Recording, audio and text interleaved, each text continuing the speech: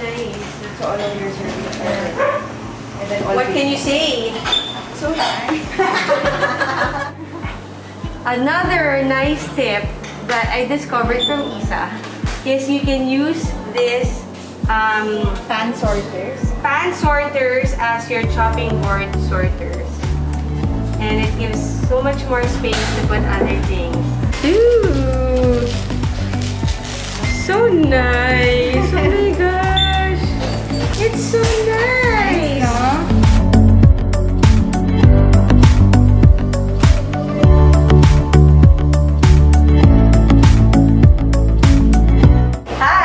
Hi everyone. So today I'm here with Chesca Kramer. Hi. And we're here again in her house and we're going to help her fix her kitchen this time. Kasi how long have you been here, Chex?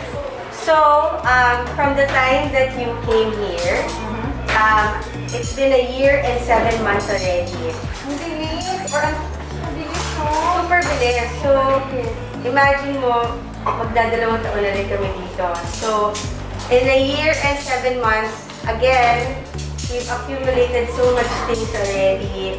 And especially during the pandemic, diba, may mga na-discover tayong kaya pala natin gawin. So, one of the things that I was able to discover was, oh my goodness, I can cook, I can bake. I know! Yeah. Ang dami mo So, this pandemic, no? Yeah, so aside from my gardening and stuff like that, I was able to unlock my cooking and baking skills. So before that, I really had no care about cooking because my dog would be doing that. And then now, all of a sudden, there's been a shift. And I have all these things and I'm so excited to finally have a station for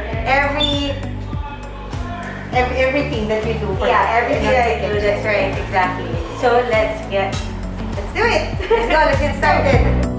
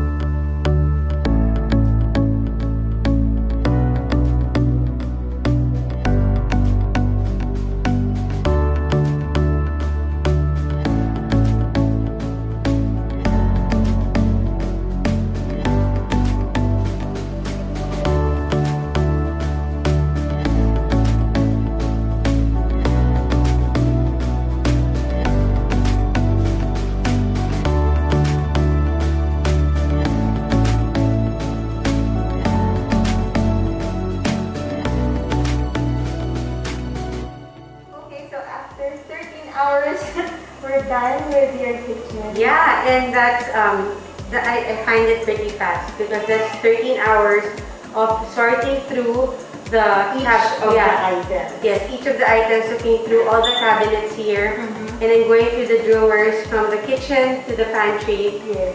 So 13 hours of very productive sorting out and fixing. Yeah, and ilan lang tayo, konti lang tayo Oh. today. But I'm happy. How about you, Chris? I'm very happy, I'm very satisfied, and it's gonna take a lot of getting used to because remember, it's been 1 year and 7 months since we moved in, and 1 year and 7 months, that's been the style of the positioning of my plates, my pans, and everything. So the people here in the house have to get used to finding them again and forming a habit of putting things back the way you arranged it. And actually, you have a very, spacious kitchen, obviously. And I think the main reason lang kung bakit you felt overwhelmed at the beginning is because parang walang certain categories for each of the space. Parang halo-halo yung gamit. Yeah. So it's really coming up with or visualizing like how you move every day, how you want things na parang when you move around the kitchen it's going to be very efficient. Yeah. It makes sense. And everything is seen. Because there's no use in buying things that you cannot see and you cannot use. Correct. So while today. yes, so a lot of my plates, as you saw earlier, were all placed in boxes. And because it's such a chore to get them out of the boxes, I end up using only what's out of the box and what I use all the time. So sometimes ang nangyayari is nakakatamad, di ba? Nakakatamad because you have to unbox everything. But now that I know where all of my plates are, especially for my formal get-togethers here, I can now take them out and put them back in because they're already out of the boxes and I can see them better. Take them out with ease. Yes, take them out with ease. Before, patong-patong siya and it's inside the boxes so hindi mo talaga alam what's inside and saan yung partner niya. So, sama-sama na siya by set. Yeah. And then also, what's new in your kitchen is your newfound hobby, baking and cooking. So you now have that station. Yes, I already have that. It's more organized now. And at the same time, I don't have to fight with space with Doug because Doug naman, he has a lot of his coffee beans and he has a lot of stuff for making coffee. So he also occupies a lot of space, as you saw also earlier. But now you're able to make space for me. At the same time, you're able to keep his space but make it even look better by organizing it. Because I notice with guys, they just like to dump things in one place. Just as long as they can find it, it doesn't matter how it looks. But kanina, when you fixed Doug's area, he was happy and he saw some of the things he was looking for or he thought that he didn't have anymore. What's your favorite now in your new kitchen? Well, of course, this is my home, and that's why I asked you to help me is because I wanted every part of my home to be maximized. I like everything here that you organize, that you help me organize because that's the main objective naman, diba? We want our home to be a place wherein when we're here, when we're spending time in certain areas, you're happy.